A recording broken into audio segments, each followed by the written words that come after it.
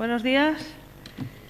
Agradeceros nuevamente el veros en el día de hoy y, lógicamente, agradecer a la gente que ayer no pudo venir, que hoy se haya desplazado. Seguimos con esta intensa jornada de delitos de odio. Hoy, diríamos, con un contenido también muy importante, como el de ayer. En primer lugar, va a intervenir el José Carlos Castillo Fernández, que es el jefe de la Brigada Provincial de Información de Sevilla, comisario de la Policía Nacional, y en su dilatado currículum tiene pues mucho que ver con lo que hoy hablamos, y la verdad es que esta mañana, cuando he entrado, cambia mucho el uniforme, casi no lo reconocía, pero la verdad es que yo creo que nos puede ilustrar, sobre todo en lo concreto, de los delitos de odio. Y posteriormente tendremos a Mercedes de Pablo.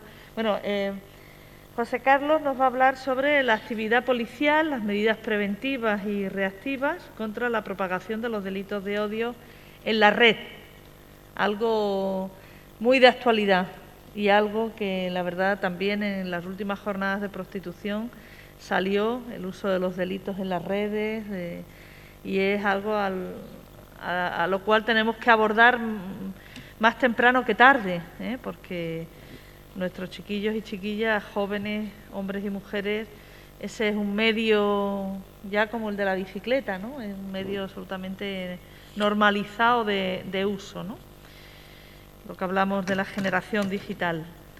Y después en esta mesa estará también Mercedes de Pablo, que ya ayer la tuvimos un rato interpelando a los ponentes y a las ponentes de la mesa de ayer tarde, que nos hablará también algo que también salió ayer a raíz del caso del párroco de Cantillana, sobre la libertad de expresión versus delitos de odio, un periodismo responsable. Yo creo que una intervención bastante necesaria. José Carlos, cuando tú quieras. Muchas gracias, buenos días.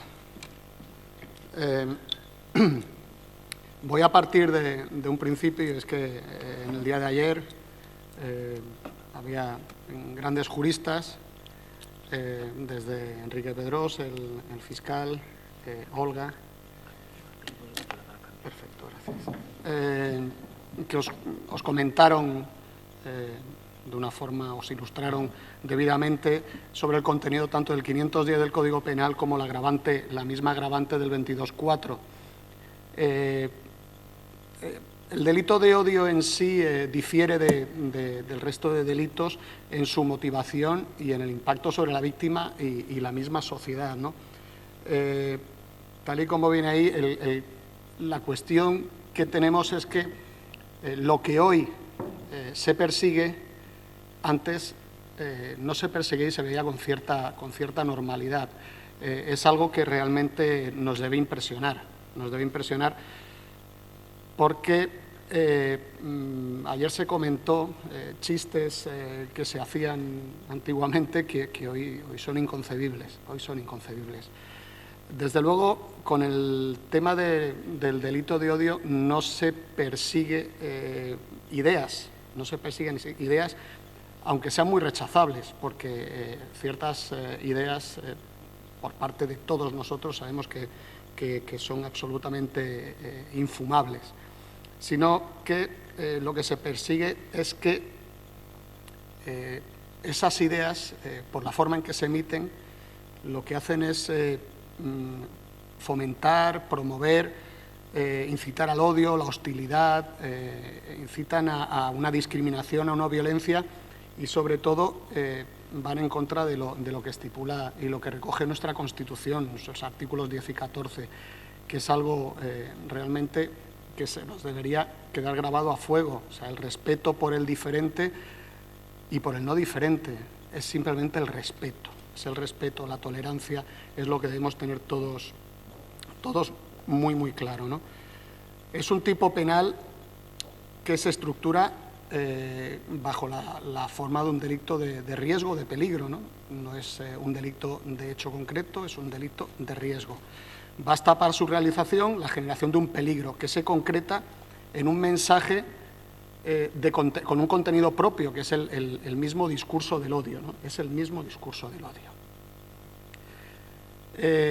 Ya los convenios internacionales nos dicen, son casi los que han obligado a los países a legislar sobre el tema del delito y el discurso del odio, porque, como he dicho, se nos ha olvidado un poquito, que a la gente en general se nos ha olvidado que hace unos años era algo normal y hoy por fin ha dejado de ser lo habitual. Los antecedentes de este tipo de delitos, como digo, es un concepto muy moderno, y han sido las organizaciones internacionales las que nos han llevado por fin a regular y a recoger este tipo delictivo. Por parte del Ministerio de Interior es en el año 2012 cuando empiezan a desarrollarse esas iniciativas para buscar contrarrestar y luchar contra ese tipo de delitos que, como digo, antes ni se recogían. Precisamente por eso tenemos la cuestión que se da el paso, por fin se da ese paso en la lucha contra los delitos de odio a través del Plan de Acción de lucha contra los delitos de odio, que nace en 2015, pero se va renovando y la última es de la Instrucción 1/2019 de la Secretaría de Estado de Seguridad, que tiene como objeto reducir el daño causado por los delitos de odio y mejorar la respuesta que dan las fuerzas y cuerpos de seguridad para que se produzca un incremento de la confianza de los colectivos que son objeto, víctima, sujeto pasivo de ese delito, con la policía, de tal forma que, como se comentaba ayer, no haya no solo la doble victimización, sino conseguir que estas personas pongan en conocimiento de las fuerzas y cuerpos de seguridad, de Fiscalía o de la autoridad judicial la comisión de estos hechos delictivos. Porque si no se conoce, no existe. Y eso es mentira. El gran problema es que no se conoce. Existen, pero no se conocen. Dicho plan tiene 4 líneas de acción, 13 objetivos, 47 medidas, pero en relación con el título de la presente, vamos a dirigirnos a las medidas preventivas y reactivas contra la propagación de los delitos de odio en red, que debido a su explosión, porque las redes sociales son la gran explosión, no solo para lo bueno, sino que tenemos el problema de que es sobre todo para lo malo. Hay gente que solo se informa a través de redes sociales, absurdo, pero es cierto. Hay gente que lo tenemos con el tema del COVID. Hay gente que piensa que, bueno, hasta un presidente de una gran nación sugirió el tema de beber lejía y beber historias así, ¿no? O sea, que vamos a hablar si lo dice un presidente de una nación, de una gran nación. Entonces, el mal uso de esas redes sociales, en general de Internet, están provocando auténticas catástrofes que en el caso de los delitos de odio pues nos están llevando a ver cómo hay auténticas persecuciones hacia las personas que son sujeto pasivo de dichos delitos, ¿no? Los delitos de odio recogidos en este plan están en los objetivos número 5, me refiero a los delitos de odio en red, la lucha contra dichos delitos de odio en red, en el objetivo número 5, que es contrarrestar el discurso de odio en las redes sociales, y el número 10, que es fomentar la investigación de dichos delitos por parte de las fuerzas y cuerpos de seguridad, concretamente sobre el discurso de odio en red. He pasado una diapositiva para que se me pasó el tema. Esto es únicamente la evolución de los delitos de odio y la variación que ha habido entre 2018 y 2019. En general, el crecimiento ha sido grande, porque estamos hablando de un crecimiento de un 6,8% en el total de los delitos de odio, pero tenemos, por ejemplo, una bajada en el tema de la discriminación generacional, el antisemitismo o la porofobia, pero un incremento grandísimo respecto al racismo y la xenofobia y bastante acusado en el tema de orientación sexual e identidad de género, que son, creo, los que más nos deberían preocupar y donde más medios habría que poner para luchar contra dicha discriminación y contra dicho discurso de odio. Decía, tal y como he comentado antes, en el plan de acción de lucha contra los delitos de odio, los objetivos, el número 5 y el número 10. La doctrina del odio, como bien viene ahí, no es solo difundida a través de conferencias o discursos ante un público presencial. El gran problema es que se utiliza Internet y las redes sociales para la dispersión indiscriminada de dicho discurso.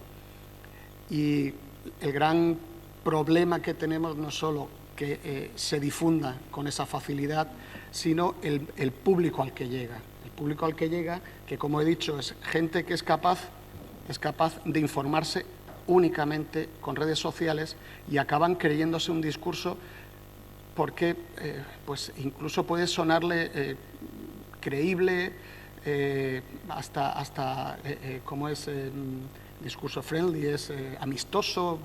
Oye, pues me llega, ¿no? Me llega, porque fíjate, se hace todo para chiringuitos de género, chiringuitos de no sé qué, chiringuitos de no sé cuánto.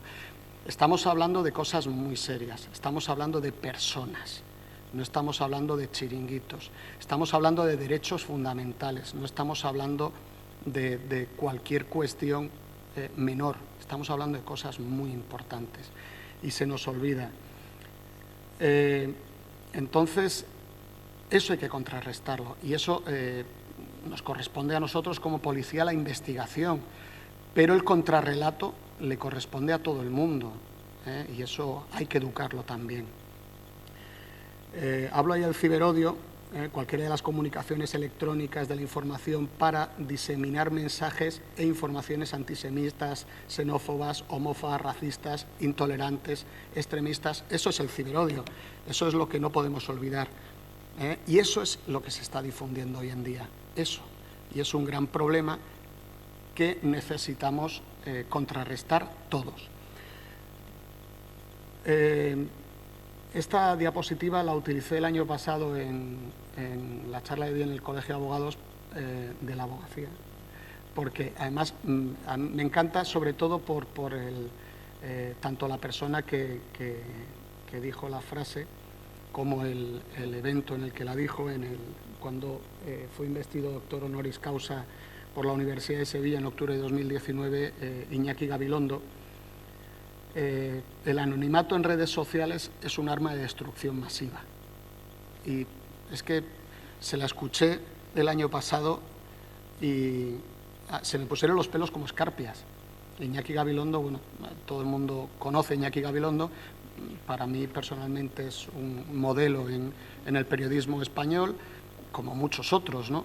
Pero en este caso hablo de él y me pareció una frase tan lapidaria y tan llena de verdad, dicha por una persona que ya es mayor. Iñaki Gabilondo es un anciano, estamos hablando de una persona muy mayor y lo decía con una seguridad tremenda. Es un anciano, es muy mayor. Iñaki Gabilondo es bastante mayor que tú. Tiene la edad de mi padre, 77 años. Y sí, pero mi padre es muy joven también.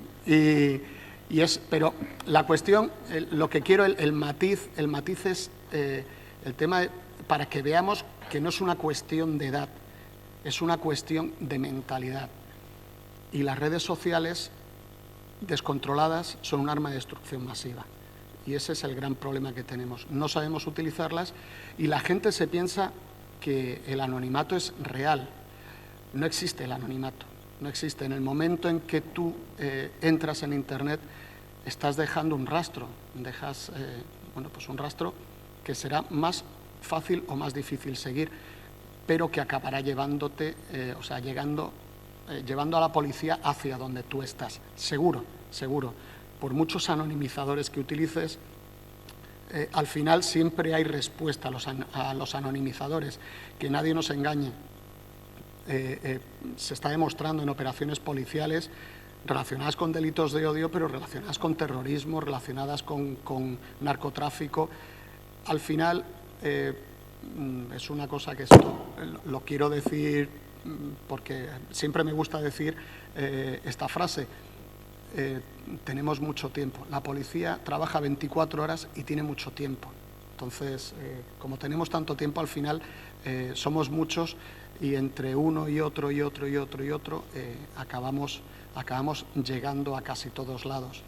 Diferente es el problema que podamos tener en ciertas situaciones que son irresolubles, ¿no? Pero habitualmente, sobre todo con delitos de este tipo, acabamos llegando a todos lados. Las medidas propuestas por el plan son el uso de las nuevas tecnologías en el estudio de los delitos de odio. Aquí hay un tema que es la colaboración Estado-Universidades. Esto es algo que se está llevando a cabo. Nosotros en la Brigada Provincial de Información de Sevilla tenemos un convenio de colaboración con la Universidad de Sevilla que ahora mismo está centrando todos sus esfuerzos en el COVID, porque es así, ahora mismo es lo que pita, ¿no? Como dicen los catalanes, es lo que pita y es lo que hay. Y tenemos que utilizar todo el esfuerzo intelectual y de corporación que tenemos para tratar de, por lo menos, evitar la difusión del COVID, el contagio, y en eso estamos.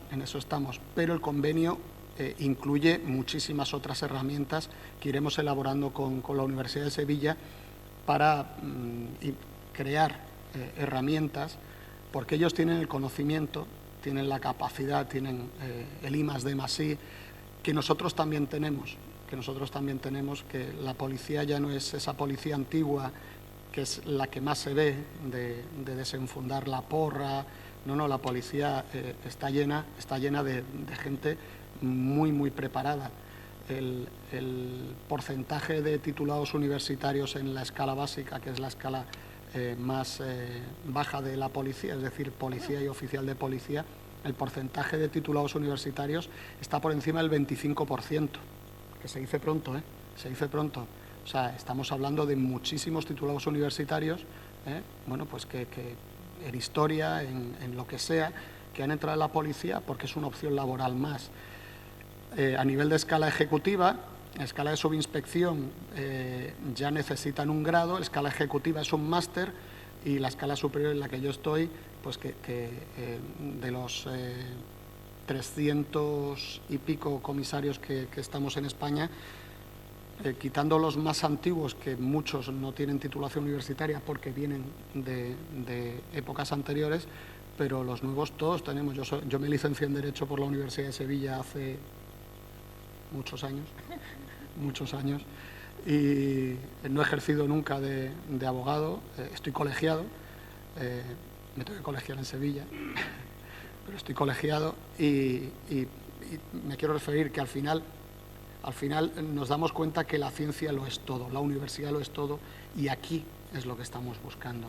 Hay que crear herramientas para detectar el odio en red, y existen. Google las tiene, pero las utiliza para dispararte de forma indiscriminada con anuncios, sobre todos tus intereses. Abres el teléfono móvil y si has abierto la aplicación de Booking buscando un alojamiento, la primera publicidad que te viene al abrir el periódico X es de Booking. O sea, es Google.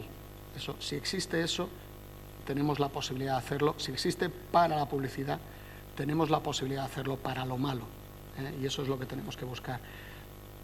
también mejorar la colaboración para desarrollar estudios e investigación científica destinada a una mejor comprensión del fenómeno y, lo que he dicho antes, elaboración de una contranarrativa adecuada. Porque ante el discurso de odio, aunque no nos lo creamos, la contranarrativa es muy importante. No vale solo con denunciar, no vale solo con condenar, hay que utilizar contranarrativa, hay que hacer ver a la gente que lo raro es discriminar, lo raro es el odio, lo normal es la tolerancia. Eso es lo que hay que ver. Y después, aparte, llevar a cabo un seminario anual con operadores de redes, del tercer sector, para reducir el impacto del discurso del odio.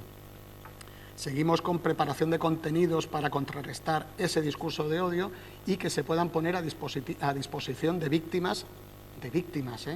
Estamos hablando de la víctima, es la parte más importante, y de los profesionales que puedan atender a esas víctimas. La puesta en marcha de un espacio en la página web de la Oficina Nacional de Lucha contra los Delitos de Odio para facilitar la comunicación de contenidos relacionados con esos discursos de odio.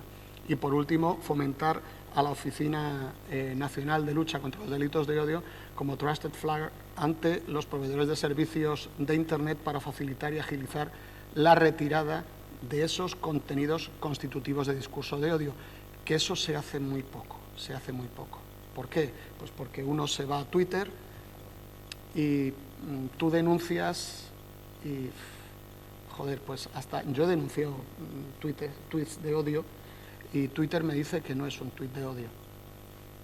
¿Por qué? Bueno, pues porque ellos consideran que no, por sus normas.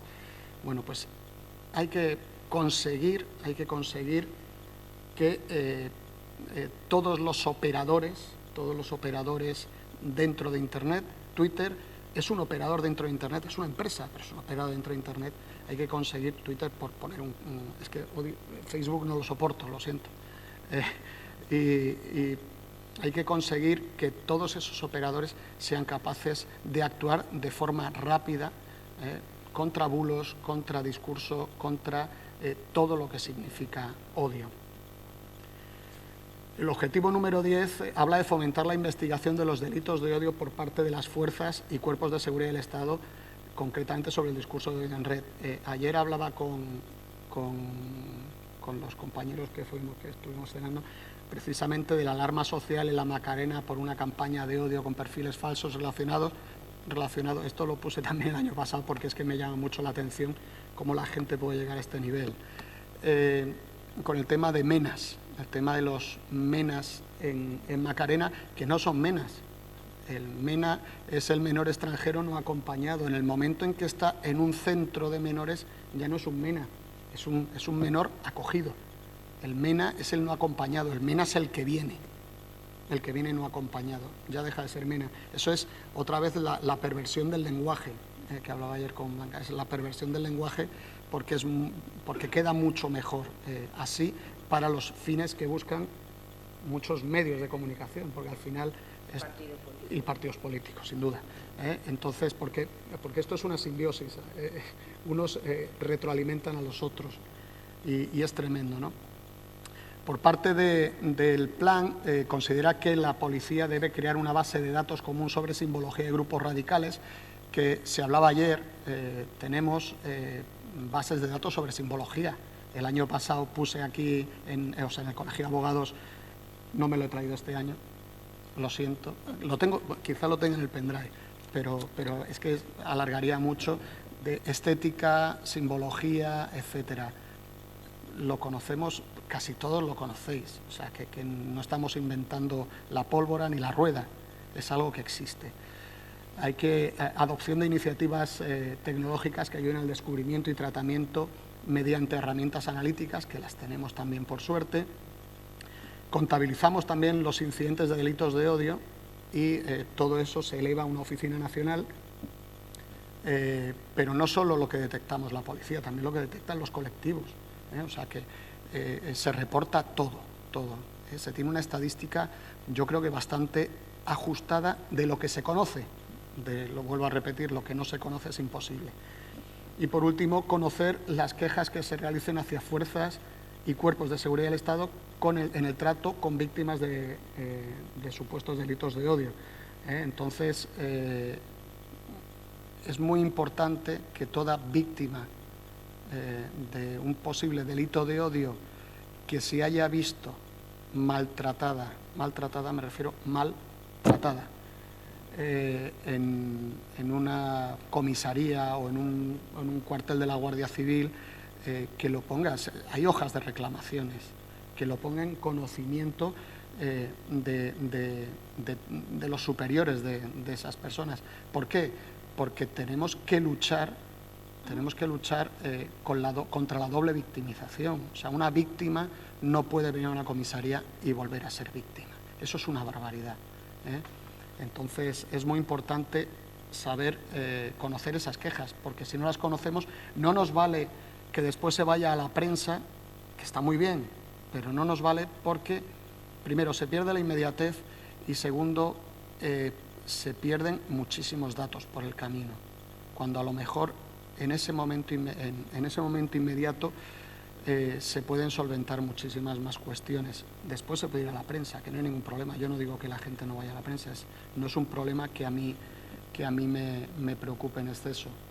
Me preocupa que cuando hablan mal de mí, el otro día en un tuit hablan mal de mi brigada, me preocupa que hablen mal de mi brigada cuando no se utilizan datos correctos, ¿no? También han hablado mal de mí, pero me da igual, eso va en el sueldo. No se utilizan los datos correctos, por eso es muy importante el matiz. Vamos a intentar hacerlo bien. Después, estos son los delitos de odio cometidos a través de Internet o redes sociales. Observad que se ven muy pocos, 204. Yo no sé si alguien se cree que solo haya habido 204 delitos de odio en redes sociales o Internet. 204 al día. O sea, claro, esa es la cuestión. Pero son hechos conocidos por año,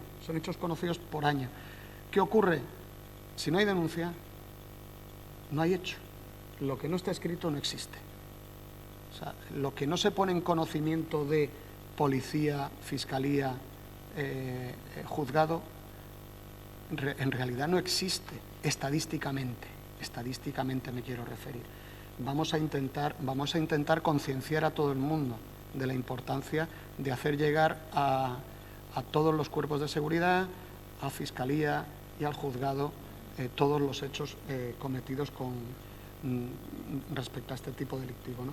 Aquí me interesaba mucho, de nuevo, si nos damos cuenta, los delitos de odio a través de redes sociales, el incremento grande es respecto al racismo y la xenofobia. El resto van bajando, pero vuelvo a repetir, es un problema de conocimiento, es decir, si no los conocemos no los podemos tener. Por último, ya el protocolo de actuación de las fuerzas y cuerpos de seguridad para los delitos de odio y conductas que vulneren las normas legales sobre discriminación. Esto lo traigo a colación porque nosotros no investigamos los delitos de odio como nos da la gana. Tenemos unas pautas de actuación, tenemos unos protocolos, tenemos unas reglas que debemos cumplir tanto Policía Nacional como Guardia Civil para la identificación, la correcta recogida y codificación de incidentes relacionados con delitos de odio en general. Es un protocolo de actuación donde se recogen indicadores de polarización que son muchos más de 9, y que nos ayudan a la identificación de esos delitos de odio.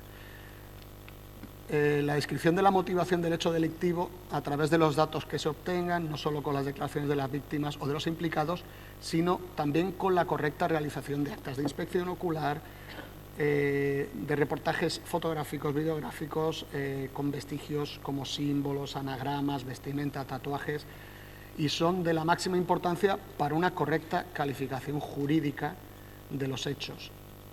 Y en caso de que no sea 510, que se le pueda aplicar la agravante genérica del 22.4, que se nos olvida, porque hay delitos que pueden ser lesiones, daños, que no son directamente un delito de odio, pero al considerar que se ha actuado con odio a la hora de cometerse delitos, se le aplica el agravante. Eso es muy importante y eso es el matiz. En la policía me consta en la policía, porque voy a hablar de lo mío, porque voy a hablar de mi libro, porque el otro cuerpo hará lo que crea conveniente, pero en cuanto a la Policía Nacional existe una formación específica relacionada con delitos de odio. Los delitos de odio, en este caso, por ejemplo, en Sevilla, el enlace, se puede decir, es mi amigo Paco Anguita, que está aquí conmigo, y la investigación la lleva mi brigada. Nosotros investigamos delitos de odio y hemos investigado delitos de odio relacionados con asuntos religiosos, asuntos de género. En contra de lo que dijo ayer el fiscal, yo sí considero que hay delito de odio en el tema del fútbol. ¿Por qué? Pues porque no solo hay fútbol, no solo hay forofismo futbolero, sino que hay, si todos fueran de la misma ideología, no lo habría, pero como cada uno es de su padre y de su madre, pues ahí es donde podemos tocar. Entonces, esa formación se ajusta a un fin fundamental, y es garantizar y orientar a la investigación y a la debida acreditación de los indicadores que caracterizan las conductas delictivas. Después vamos con los indicadores de polarización, que eso sí es muy importante. Hay hasta 15, he marcado aquí 6 porque es prolijo señalarlos todos: la percepción de la víctima, la pertenencia de la víctima a un colectivo o grupo minoritario, discriminación y odio por asociación, expresiones o comentarios racistas, xenófobos, homófobos o de cualquier otro comentario vejatorio contra cualquier persona o colectivo, tatuajes, vestuario, estética del autor o de los hechos, la propaganda, estandartes, banderas, pancartas de carácter extremista o radical que pueda aportar el autor de los hechos o que puedan encontrarse en su domicilio cuando se le haga un registro, en caso de que una autoridad judicial autorice un registro. Y después así llegan hasta los 15 indicadores que deben ser reseñados en los atestados policiales. No tienen que aparecer los 15. Vamos, si aparecen los 15 es la leche. Pero sí nos tienen que aparecer los suficientes. Es como los indicadores antiguos de la criminalidad organizada, ¿no? Eran unos indicadores que señalaba Europol. Eran 11 indicadores, de los cuales tenían que aparecer 4 seguros y al menos 2 más. Bueno, pues aquí de los 15 tienen que aparecer bastantes, pero sobre todo que se demuestren que son ideológicos, porque estamos hablando de odio contra el diferente. Y por fin las conclusiones, porque no me quiero extender mucho más. Digo que la lucha policial contra el ciberodio debe partir de una formación adecuada de todos los componentes de la Policía Nacional, algo que ya se viene articulando por suerte y con 2 objetivos bien claros, ¿no? Que son la erradicación o minimización del impacto de dichas actitudes en la red mediante la investigación y represión de las mismas. Queda muy mal la palabra represión, pero cuando la utilizamos para algo que nos favorece, a mí me gusta, personalmente me gusta. Yo creo que el odio hay que reprimirlo, sinceramente, queda feo, pero reprimirlo con herramientas legales, pero hay que reprimirlo. Y después evitar la doble victimización de las personas que sufren esas actitudes mediante un trato en el que prime la empatía y el compromiso. Eso debe ser lo que tiene que buscar la policía con la víctima del delito de odio. Y después, a nivel social, se debe generar una respuesta que vaya más allá de la represiva, porque para la represiva está Fiscalía, Judicatura y la herramienta que tienen más a manos, que es la policía. Y es a través de la educación y la generación de contranarrativas en Internet y las redes sociales, que completen la escasa proactividad de las empresas propietarias a la hora de poner coto ese discurso en red, porque, como he dicho antes, desgraciadamente las empresas ponen coto. Y son esas empresas precisamente las que tienen los macrodatos que permiten luchar contra ese discurso a través de la identificación de foros y personas y permite con ello el diseño de estrategias a largo plazo que fomenten el debate y la consecución de sociedades abiertas y plurales, eliminando dichos foros y bloqueando sus discursos. Y ya para acabar, una frase que me gusta, que también utilicé el año pasado, que hay discurso de odio en la derecha y en la izquierda en todos los sectores de la sociedad y siempre contra el diferente. Para luchar contra ese discurso de odio hace falta educar en valores como la tolerancia, el respeto y la igualdad. Muchísimas gracias y perdonad la extensión.